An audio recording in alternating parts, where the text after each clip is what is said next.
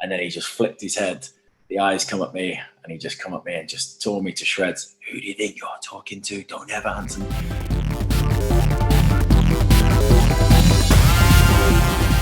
So, welcome to Talk of the X-Town, the channel where we meet with Ipswich Town football players, talking everything ITFC.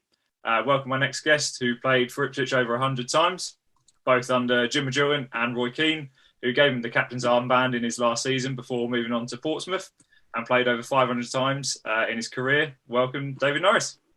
How are we doing? Thank you. Yeah, thanks for having me. No, good. Looking forward to it. Excellent. Cool. Well, crack straight on with the questions then. What brought you to Ipswich in the first place? Pretty much Jim Majilton. Yeah. Yeah, pretty much Jim Majilton. He'd been trailing me for quite a while. I think he said to me once outside, we played against. I was at Plymouth, and we played against Ipswich while he was still playing.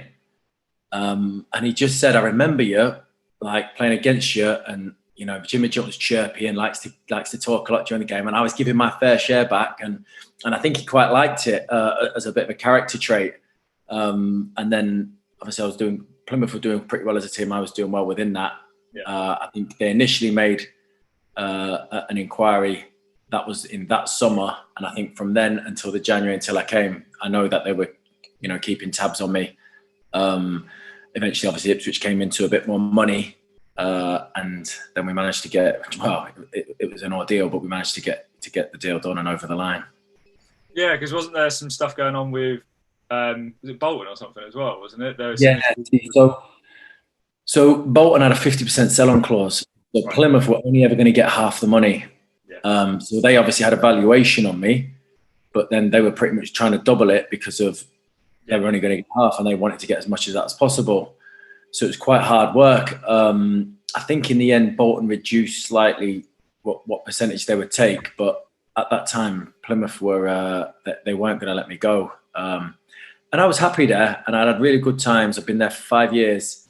It was a good move for me, but it was just starting to come to that stage where we took it as far as it could. I mean, we were probably the lowest budget in the league.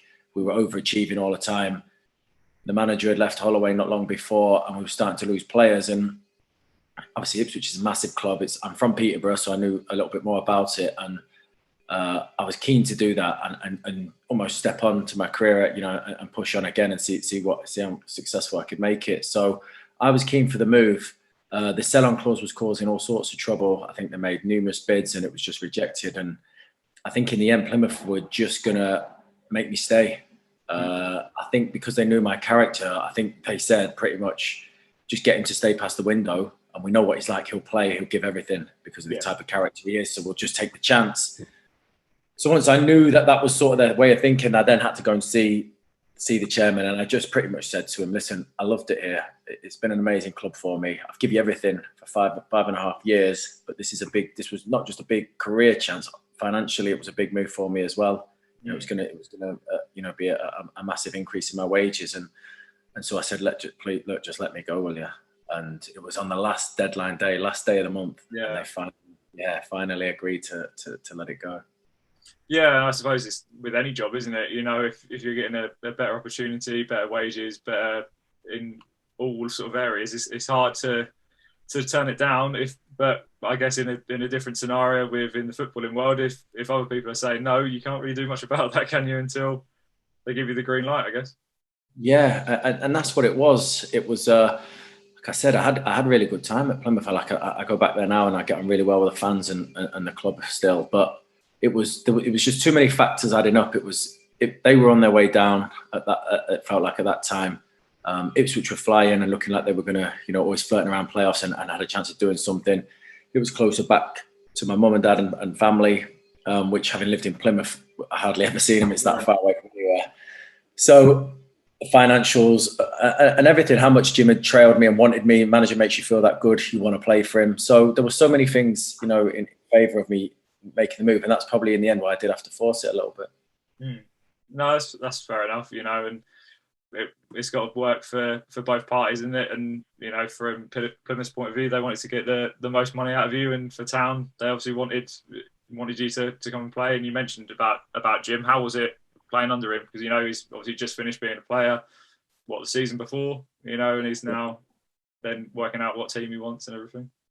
Yeah, it didn't really affect me that much that he'd not long been a player. I think he still had, that aura about him to, in respect to the manager. He'd been a very good player as well. So that I think that does sometimes always help. You instantly respect someone who's done a lot in the game. But like I say, he was he knew what he wanted, fiery.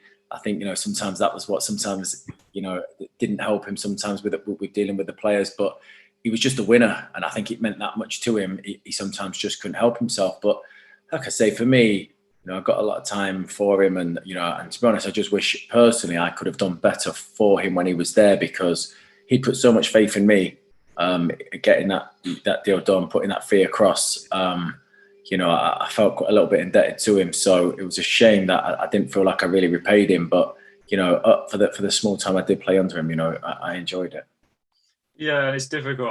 Like when I've spoken to some of the other guys who played under Jim as well, like they had very similar sort of ideas with him. That he had been sort of dealt some sort of bad cards whilst he was managing Town as well, and he sort of already knew 3/4 of the way through the season that he wasn't going to be there the next season and things like that. And he was causing some issues for the club anyway, which then when you've got then someone, stature of Mr. Keane comes in, it's a bit different story. And I'm sure you've probably spoken about him at length before, but how was Roy in comparison to Jim within the gym room?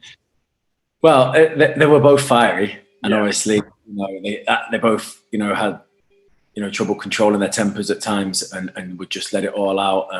Frustration, both winners, which is probably where it all comes from in the first place. So it's not necessarily a bad thing. It's obviously channeling it to the players in the right way, and especially, I guess, maybe a more modern day player who, more modern day player doesn't react, I would personally say, as well as a player from back in the day, 10, 15 years ago, where you could get a rollicking and you just roll your sleeves up and go, right, I'll show you type thing. Where now it's a little bit easier. Players just go, well, I'll leave then. Or, they take an instant dislike, they sulk about it. So I think that way of dealing with certain situations wasn't always going to be the way. But again, with Roy, good to me overall. I got on as well with him as probably as anyone else did. Again, I've said it before. I think some of them were too scared to play for him. The other half didn't want to play for him because he'd probably fell out with them.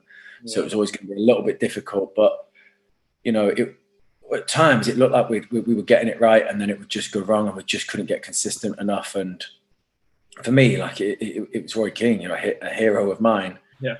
So he had an aura about him. Like everyone in him, he'd walk into a room and everyone would stop, and he just, he had a massive aura about him that you couldn't really not dismiss. So yeah, and he had again the instant respect with what he had done. And like I said, I just think sometimes the way you deal with the players these days, they're not always going to buy into it. And I think that was eventually what was his undoing. But like I say, for me personally, I mean, he made me captain of Ipswich Town, something that I can look back on with great proudness and happiness and fondness.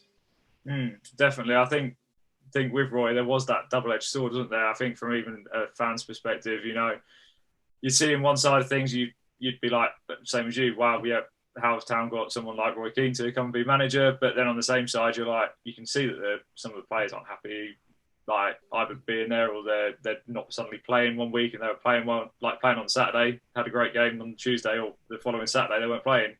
You're like, not said anything about injuries or anything. Okay, what's going on here? Yeah. See, I'm sure you've got many a story to say what happened behind the scenes in regards to those sort of situations, for why players were suddenly dropped from one game to the next when it was under Roy. To be fair, I mean, it could be anything. It could be one bad training session. It could be your body language during a team meeting. It could be answering back.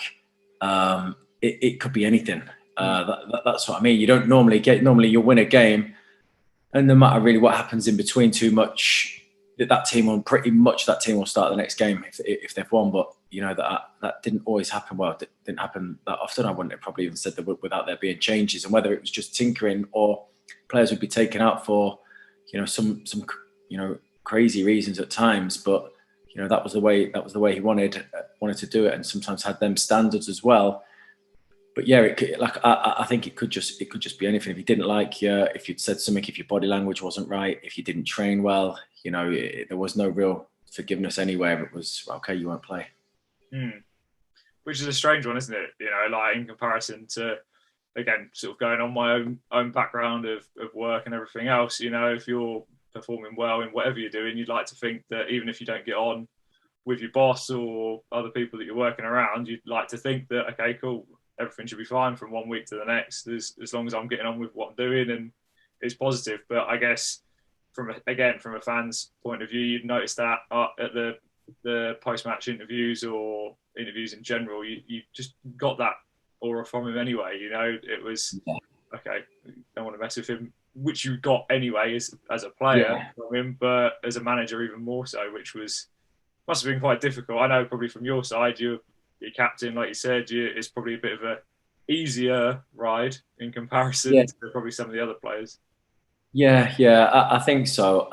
Like I say, it happened to me once. I think it was Scunthorpe. We'd scored a last-minute winner. I think it might have been Connor Wickham. I've said this story before, but the ball then came to me in the centre. We're in injury time now, and I remember chesting it and just hooking it on into a corner. And I remember him shouting at me, "Chuck, you come with Chuck, bring it down, play." So I sort of put my hand up on that, and then deep into injury time, a couple of minutes later, he's still shouting at me, "Oh, why don't you just bring it down and play? Why don't you just play?" So I'm thinking, right, all right, it's gone now, fine. Right, okay, yeah. And then we got in the changing room, and I said, "Gaffer, if I bring that down and lose it and they go and equalise, you're going to go crazy at me." I said, "I bring it, and I hooked it on into a corner and you're going crazy at me." And he went, right, he was buzzing at this time because we won. He went, right, okay, yeah, fair enough. And then I went, well, and then started some swearing, like just throw my boot down a little bit, soaking still from it. And then he just flipped his head. The eyes come at me, and he just come at me and just tore me to shreds. "Who do you think you're talking to? Don't ever answer me." And then we went in on Sunday because we had a Tuesday game. Obviously, just won a game, done all right, and I was out. And that was like my lesson. Don't answer me back because you won't play for me. So that was it. And then it was against Watford. I think I'd come on at half time anyway, but it was like I weren't expecting to be out of the team. But obviously that was a reason, answering him back in front of the lads, that he's going to take me out of the team. Yeah. So that was one where it was like, where he could be one extreme to another. But for me, like I said, I think early on I did a couple of things. He liked his characters. I think he mentioned it a lot as a manager, and people who I think he could trust. And I think a little bit that was my game. I'd run all day long. I would tackle. I'd throw myself at things. And a couple of times I did a couple of things early on. I think I nailed a player at Cardiff who was starting to run the game a little bit. And I think he sort of probably appreciated that, and he mentioned it to me after.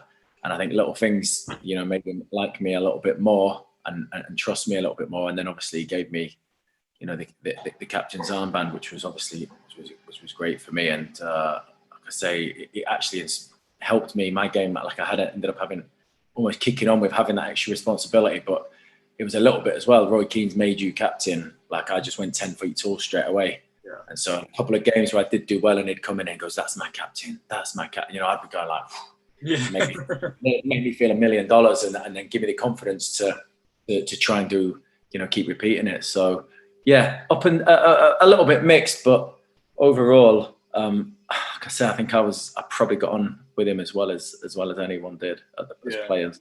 Out of the firing line a bit in comparison to some of the other players, Yeah. But I guess you're saying about big characters and stuff. I do remember, obviously, at your point and stuff, I've spoke to Tommy Miller as well, and he had probably a bit of a different story in comparison to yourself, like how he got on with or didn't get on with Keane, because I think he was out the door by the time Roy got here, or very similar sort of time, I think, because him and Jim obviously got on from previously when he was there before and stuff. But yeah, you had the likes of him. You had like Gareth McCauley and Ben Thatcher and things like that, all quite big characters in the team. Like how did you feel fitting in with all these other sort of bigger characters within the squad? For me, I mean, I was fine at that stage with the players you've mentioned.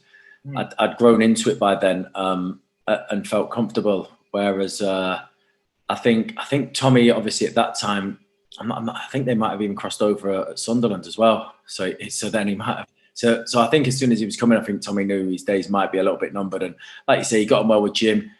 Don't think Roy liked him maybe pretty much from the start. So sometimes if your face doesn't fit, there's nothing you can do, and you're not for that manager, then you're going to be on your way. And I think that was a little bit with Tommy, I think. But for me, I was comfortable with the bigger characters, and I think I could handle that well. I think I really struggled when I first moved to Ipswich, coming from Plymouth. I had a fee on my back, weighed me down heavily. I didn't enjoy it at first. I was nervous in training. I think I felt because they'd paid good money for me, they were expecting a De Santos, and that's not my game. Like I'm a hard worker. I can chip in with some goals and create, but I'm not a flair player. And I just thought I'm not going to live up to what the expectations are, and I struggled. I think it took me a good few months, probably to the end of that season, to then just start feeling a little bit more comfortable in my own skin in and around Ipswich as a club. The players, there were some big egos when I've come there. I've come from Plymouth, who's a lot of younger players, a lot of players rejected from other clubs. So we had a really tight knit. You live in the middle of nowhere, so you get tight. And then I've come into Ipswich, and there's Alex Bruce, Alan Lee, Gary Roberts, big characters. You sink or swim in them changing rooms sometimes, and it just took me a little bit of time to find my feet. And I think that environment I struggled in at first, especially with the price tag, and it definitely took me a little while to get used to it. Was it more a self-pressure thing rather than any pressure from other players or from above or fans? Or yeah, I think, like, obviously the manager wanted me to do well. He brought me in. I felt that he was desperate for me to do well. Loads of pressure on myself because of, like I say, I come in for a fee, which then I thought the players would be expecting more, and I'm sure some of them would have been thinking, wow, we've paid this much for this guy, and obviously I struggled a little bit at first, I would say. So there was that pressure. I think overall the fans were pretty good to me. It's when I first came, I think that they wanted me to do well, and at times I did do well, but I think it was because of the fee. Everyone was maybe expecting a little bit more, and I think I let that pressure get to me more than anyone else was probably putting it on me. Right, yeah, no, that's fair. I guess again, it's that level of expectation from yourself to make sure that you're making the point, even though those things are out of your hand. Like we said, this from previous clubs, making sure that they're getting the best deal out of the bite of the apple, as it were, which has then added the extra pressure onto yourself. Yeah. Yeah, I think so. I think if that fee had been halved, what probably would have been or should have been, I might have come in with the confidence of a little bit more confidence off the back of the fee. But yeah, maybe not. Like I said, a massive club going into as well, and a different changing room environment. That all I did in was what it was, as well as just the fee. So who knows? Well, you sort of said about some other players and things like that were, again, big characters and things like that. Do you ever have any bust-ups, any issues or anything with any of the players that were there at the time when you were at Town? Not really, to be honest. I mean, I think I had a few run-ins with Pablo here and there in training. If I'd kick him, he never liked to be kicked. Obviously he's a very skillful player, so I wasn't always going to let him take the mick either. But got on fine with him. Went out, used to go out for food with him and meals. And I don't really remember falling out with anyone or not being close with anyone. We had a few between ourselves during games at times, frustrations, which, like I said, was a little bit old school. We had a few older characters, so that could happen, which was fine. Sometimes that's a good thing. You brush it off and you move on. And you want the best, dig the best out of each other. There was a few clashes here and there over my time. I remember Darren O'Day kicking Andros Townsend all day long. And then getting close to a couple of bus stops. Alex Bruce with a couple here and there. And Ben Thatcher and Keane was another duel. Them two butted heads. I can imagine, yeah. Yeah. I think once Thatcher knew he was out, and I think Roy was going to make it as hard for him as possible, then they clashed, and Ben was injured as well. He was injured with me at the time, and they you had to be in the physio's room, in the gym at the physio room, next to the physio room by 9 o'clock if you was injured. and Ben was used to travelling from London. And I think Roy hated that. He wanted everyone to be quite close. So Thatch would travel in, and Roy would just be, you could just see him waiting outside the gym, looking through the window from the physio's room into the gym, just waiting for Ben, players who should be in there, not to be in there if you're injured, waiting for Thatcher to not make it in. So he'd be there 2 minutes to 1 minute to, when really Ben was just stood outside the door waiting for it to get to pretty much like 20 seconds before he had to be in, and then he'd just bust open the door and walk straight in. And it was just a duel that was ongoing between them two for a few months, until obviously eventually Snatch left. But yeah, I didn't particularly, I don't remember having any fallouts other than the odd bust-ups during games, but nothing serious. And like I said, there was a few here and there where players would fall out with each other, but I don't think that's a bad thing sometimes either. Yeah, you can have difference of opinions, difference of style and all the rest of it, aren't you? As is everywhere. But I think that's what I've sort of generally noticed from talking to other guys as well, that generally throughout Town's history, we've been consistently all right, and as that sort of family orientated ethos as a club and things like that always seems to come out quite a lot, which is quite nice. And it seems to be still there now from when I was a kid, my older siblings were kids, and even back to when my dad was going in the 60s and stuff, so it's been there for a long time, which is pretty nice to see, Yeah, it is a great club like that. That was probably one of the best things about it, that I never had any issues with any fans, no matter what was going on. Walking around the towns, or my family being in and around places, or anything like that. The club was brilliant for looking after players, for the preparation for games, for match day tickets, for parking for your family, for tickets, so you're not worried about tickets for your kids or whoever. All taken care of pretty, with that, like you say, that family ethos that it had to look after everyone. They had a separate lounge upstairs for the families to go into, especially players who had kids. So as a club, with that family feel, it was brilliant like that. And for us, like even with the ex-players coming in and at the training ground sometimes, or being in and around on match day, I didn't mind all that. Like it gave the club a nice feel. Whether I don't think it did properly transfer onto the pitch, but then maybe we were sometimes just too nice on the pitch, which to be honest, when Roy first came in, that's what I thought would change. I just thought we're maybe a touch too nice, a little bit milky at times, where he comes in, just gives us that little bit of grit, and we've got the quality with that. We should be laughing. It didn't quite work out like that, but maybe the niceness of everything made us a little bit too nice at times, because I think we drew too many games. We didn't always get it over the line. We didn't always dig deep, and I don't know whether we were sometimes a little bit too nice as well. Yeah.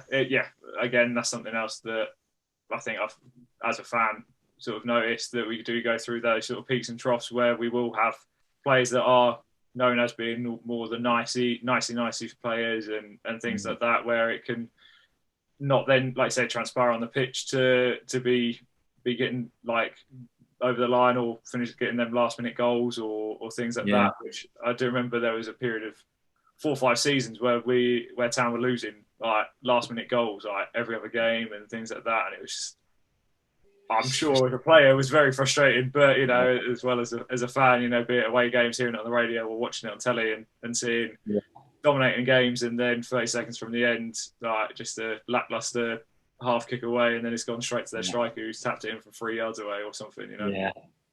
Yeah, and that's it. I mean, it's looking back at that part of it, it's so frustrating, because we should have just been playoffs every year. Whether we got promoted, who knows? Because then it goes into a bit of a lottery. But we fell short every year, and then mid-table a 7 and 8.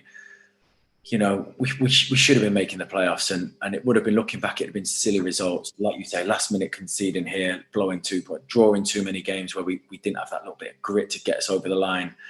And so looking back overall as my time there, like in that way, it would be a little bit disappointing, because I went there to get promoted, or to try and at least be involved in that. And so if that on the personal level that way, like that, I didn't do what I'd gone there to do. So I'd look at it as a little bit of a failure there, despite, really enjoying my time there. I can imagine for the fans, it must have been really frustrating, getting so getting close enough to it, but just never having enough for a few years. It must have been a nightmare. Yeah, definitely. Well, I think probably most fans now would take that in comparison to where Town are, unfortunately. I've heard that from a few, to be fair, when I've spoke to them. Yeah, unfortunately. So I'd happily take a mid-table finish at this moment in time in comparison to League One mid-table. But new season starts soon, so we'll see. We'll see how that goes. We sort of spoke about some more potential negative side and things like that. So what would you say was a more difficult time whilst you were at Town? I probably had a few. I got injured reasonably early once I got there, but a random injury with my heel, my plantar fasciitis, which I really just struggled to shake off for a long period of time until I ended up having an op on it and coming back from that. But that was hard because I hadn't been at the club too long. And so that made it hard not being in and around the day-to-day environment, the changing rooms and being close to the players. We're even more isolated. I'm already not been there long. So the injuries overall, at first game of the season at Coventry, live on Sky, just on all pre-season, fit, flying. John Stead, my own player, done me. I was out till Christmas. So any times where I was injured were frustrating times. There was obviously, I'm not going to sidestep it, the celebration stuff. Obviously, that was a tough time, obviously, for the club as well as myself and what came with that. So probably the injuries and maybe possibly that, and the disappointment of not making the playoffs, and then the good times of some great crowds, some big games, the Arsenal games, scoring goals. I had a really good last season there, being captain. So ups and downs, what you'd probably expect, but definitely, a club I look back at with a lot of happy memories. I look at that as one of my better clubs in happier times and really enjoyed it rather than anything too negative. Yeah, definitely, and I think that is the thing, isn't it? I think at the time, Town had some really big players, like you said, mentioned the likes of like Dos Santos and some other big players that have come in, and you think, okay, cool, this is going to be our season to finally get back in the playoffs again after a few years of not getting in there and things. But yeah, it was entertaining football, some decent players all over the pitch, and yeah, some good characters, I guess. So it was, as a fan, that's a point where I was still having a season ticket and really enjoying myself. So can't argue with that. Nah. Like I say, despite some of them disappointments, I think like that cup run we had would definitely stand out, and beating Arsenal at home. We had a couple of shocking FA Cup results, but good draws, I guess, for a fan. We got Chelsea a couple of times and stuff. We beat West Brom in the cup as well. It was in the Premier League at that time. So yeah, I guess the same for a fan as it was as a player. Just ups, downs, and just that little bit frustrating that we never got to the playoffs and had a real go. Yeah, definitely. Are you still in contact with any of the guys that you played with at Town? I'll message a few here and there. Alex Bruce, Ben Thatcher, Tommy Miller, because Tommy Miller's managing a team in my league or the league above, but we've crossed paths a couple of times now. Alan Quinn every now and then, Grant Ledbetter, Macaulay every now and then. So quite over my time, 6, 7, 8 players I'll be in contact with, have a message. If we can try and organise to meet up, we might do as well. So, like I say, it was a good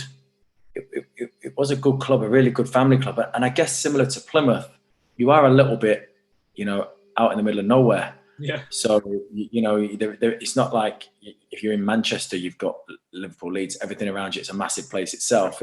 It's Ipswich. The players do get a little bit closer. You'll eat out more.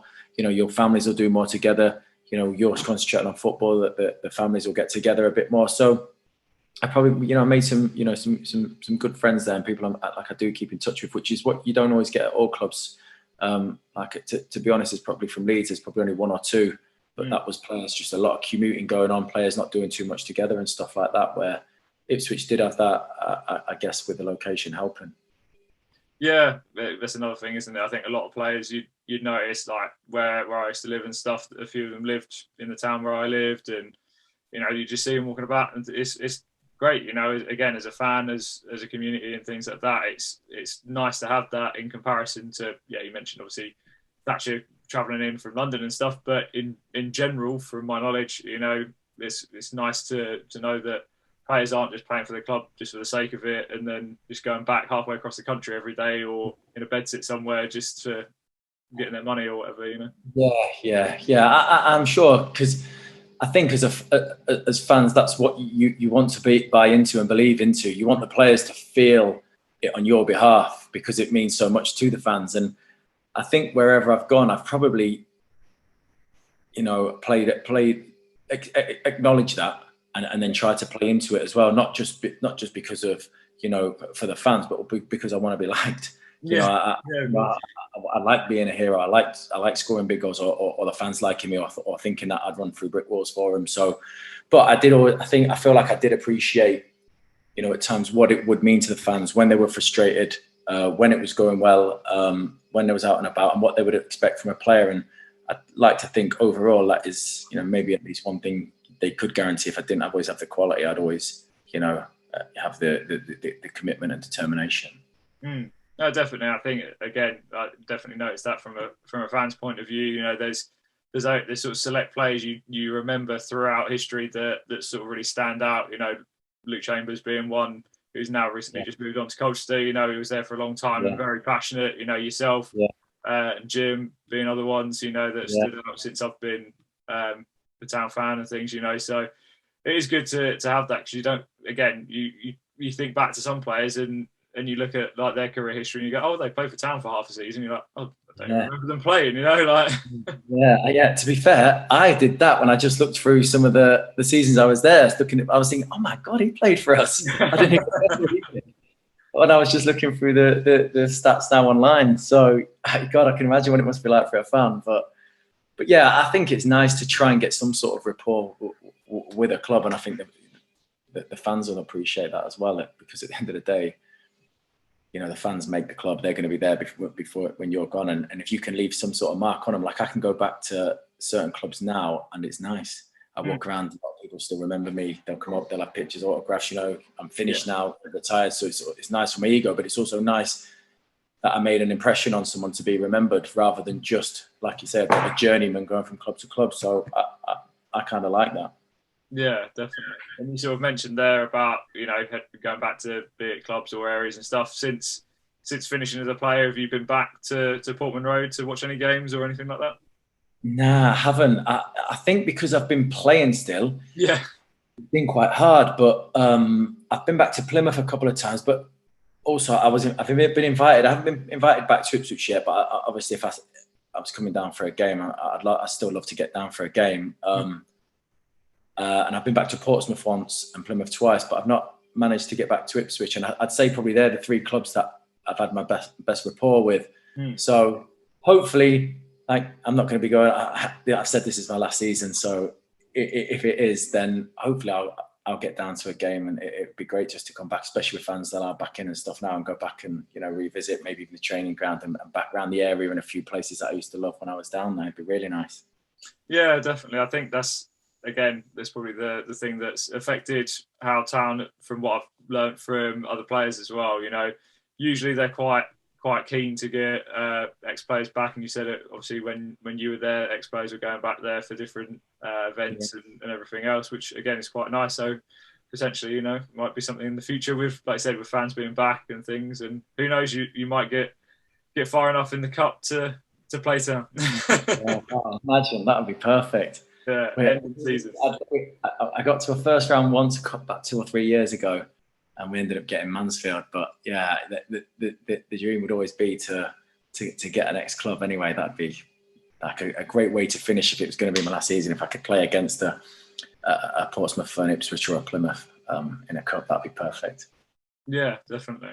Do you still follow any of the clubs that you played for? Keep up to date with what's going on with them, or? Yeah, I do. I follow most of them, to be fair. A few more than others. Probably the three I mentioned: Portsmouth, Plymouth, and Ipswich. A little bit more, or if I still know a few players at them clubs, I do know a couple of players still at Leeds who I'd speak to. So, but yeah, I do trying to. I mean, I don't follow it as much as I used to do, but I always keep an eye on the scores and any transfer news and who's doing what at the club. Like I say, I didn't really find it that easy once I'd finished. I did lose a little. I wanted away from it a little bit, and I think I struggled a little bit, like mentally with that being my career over and finishing. So I went away from it a little bit, but I've just started to. I'm doing a few interviews on a regular thing about some of my ex-clubs and what's going on at them now. So I'm getting back into it and enjoying it. And now that fans are allowed back, like I say, once I'm not playing or I do have a free weekend, I'd use that to probably go and do something. No, that's fair. I think that is a difficult thing, which you probably, from most fans' point of view, they don't really think about. Most people obviously are working for a long period of time up until the late 60s and things like that, with obviously yourselves in football and things. You potentially get to mid-30s and go, cool, well, that's it. What do I do now? Yeah. And you've known this potentially from like 3-4 years old, and now 30 years later, see you later, done. Where do you go from there? Yeah, and that's it. And the thing is, as well, is there's no phase out. Yeah, it's the season finished. You're old. You're not getting a new contract here. And if nothing else happens, that's it. So you've gone from training every day to living with the players, traveling away every other weekend, to everything your whole life is consumed with, to just don't come in again. Like there's no, you almost want drip feeding out of it, right? Come in 3 days a week and then stop doing this now but it doesn't. It just stops dead, and then it's like, whoa, what do I do? But even down to things like doctors, dentists, you just get so well looked after. You take it all so much for granted. Oh, I've got a sore tooth, right? I'll put you in dentist, get a text message off the physio, dentist, 2:45, here's the address, go. Scan on your knee, yeah, sore, bang, here, 2 days later, off you go. I'm like, I hurt my back not long after I finished when I was in the gym, and I was like, who do I even ring here? What do I do? I've had a club doctor. I don't know what's, and I think that would be the same for quite a lot of players.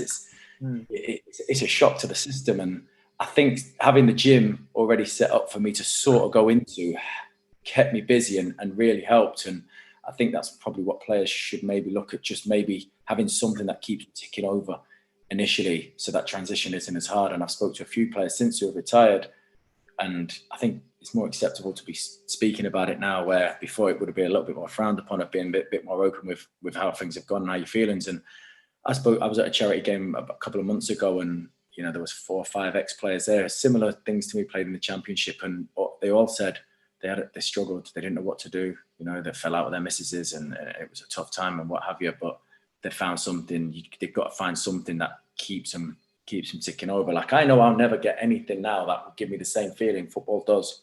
Yeah. But I still need something that's going to keep me happy. I've got the kids and stuff like that. But It is a difficult transition for some. And like I said, I think keeping busy for me helped. No, definitely. Is that when what you've started up now, is that, well, not now, but you know what I mean, like what you're doing now, is what's helped you in regards to that? Or did you try anything before? Or no, I wanted to. I didn't want to stay in the game in a coaching capacity or management or anything. Didn't appeal to me. I was a fit player. That was my game pretty much, and I was interested. Always wanted to be the fittest. I knew there'd be better players out there, so I was always looking for the next best thing. How can I be fitter, stronger? What's the new things I'm doing in the gym? So I know that I can. So I was banging into it, especially coming towards the end, and that was when I thought, I'll do the gym thing. I'll get a small gym, a personal training gym, or what have you, and go into that. And then I started doing quite a lot of footballers in their off season, which was good because I think they trusted me because they knew I was a fit player. And then there wasn't much about like that for players. They get a generic thing from the club, but to make it more football specific, I was putting on sessions. And so I did a couple of summers at that. That went really well. And then I got into the boxers. I do a few boxers now, and as well as general public. So yeah, it's kept me busy, ticking over. And like I said, I think at that time it kept me busy enough to not dwell on, the negatives too long. And I think, like you sort of touched on it, I think mental health again is something that essentially isn't as looked after in a lot of fields of occupation potentially anyway. But especially in like a sporting capacity, it's something that always gets bypassed, always gets forgotten about. Maybe just, we'll try out this, we'll do this, that, and other. And other players have said there was the likes of like hypnotherapy and other things that are on offer at the time when they were there, but it's not concentrating on, potential bigger problems, like you said, when you're finishing or you got bigger fish to fry per se. Yeah, it's the life after. And look, I'm sure everyone has their own problems. Like, I'm not saying like footballers are any different because of it. It'll be hard for, looking from the outside in, because of the lifestyle we are afforded when we're playing. The money, the holidays, the time, the hours we actually work. We're doing something we love. Obviously, a lot of people don't get them luxuries, and people will still have a lot of pressures of financials, as well as mental health, which it seems to be in like you say, in all aspects of it, of all types of jobs. So, but I just think with it being so extreme from football, the stop to the start and everything goes, I think that's where the struggle that it doesn't always help. It's hard for the players. But it's more acceptable now. A lot more people are talking about it. There's a little bit more help for the players. And like I said, I think it's just getting into something that you think you can be happy enough to do for a while longer once you are done. And some players will have a little bit more leeway and a little bit more time to decide what they want to do, because they'll have some money behind them, and some will have to go straight into something. And I think it's just making sure you're a little bit more prepared for that.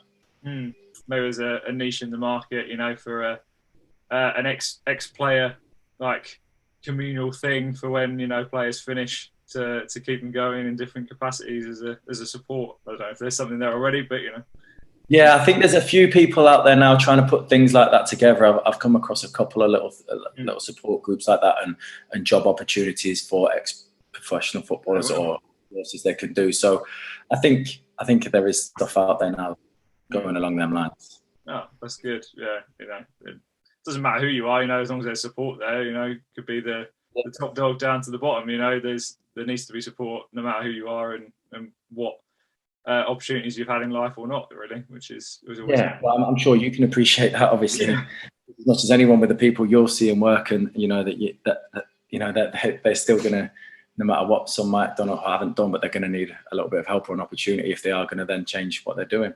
Yeah, definitely. I guess finishing off, predictions for Town this season? I think they'll do well. I know. They've obviously had to do a bit of an overhaul.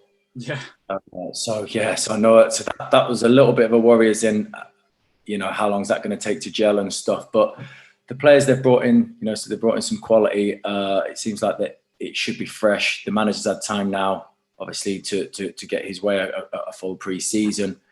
So I think they'll be right up there. I'd expect playoffs in and around that. It's a tough league. The Championship used to be like really tough, and always is, and still is. But League One and the rest of they're tough leagues as well, with some massive teams in. So I think they'll do all right. I think they'll do all right this year. Playoffs. What about yourself? Yeah, I think from the team that we had last season, we had a lot of players that were coming towards the end of their careers and stuff, which again doesn't really make a difference, in the league that Town are in at the minute. But at the same time, you still need that opportunity to have those younger players coming through. And I think what Paul Cook's done, like I said, a massive overhaul. I think within a week or so of the season finishing, there was 10, 12 players gone. And then be it another 2 weeks later, there was another 10 players in the senior team gone as well. You're like, geez, what's going on? We got 4 players for the season. What's going on? I know. So, I think, similar. I think I'd like to think playoffs. I think because of it being such a new team with so many new players, I can't see it unless there is a dramatic thing. From what I've seen pre-season, looks good. But I think playoffs. Yeah, I agree. Excellent. Well, thanks for coming on and chatting to me this evening. Yeah, no, I enjoyed it. Like I said, I still enjoy, like, I've done a few of these and stuff, and it sometimes is nice to just go back, because you finish and just go straight into some coach. You don't really, unless you get sometimes with players and you'll go over some old stories, but it's sometimes nice just to go back and think about, what about that game? Or like I say, looking through some bits before I come on, I was like, I remember that game. Yeah, that's when this happened. So sometimes it's nice to go back and talk over and have a little just reflection on stuff. So nice one. I enjoyed it. Excellent. Well, I appreciate your time, and have a good season. Hopefully, as your last season. And if I get down there, you'll have to come over and say hello. Yeah, definitely, we'll do. Down the season if I can. Excellent. Well, yeah, thank you for your time. Yeah, no worries, mate. Thank you. Cheers. Cheers. Bye.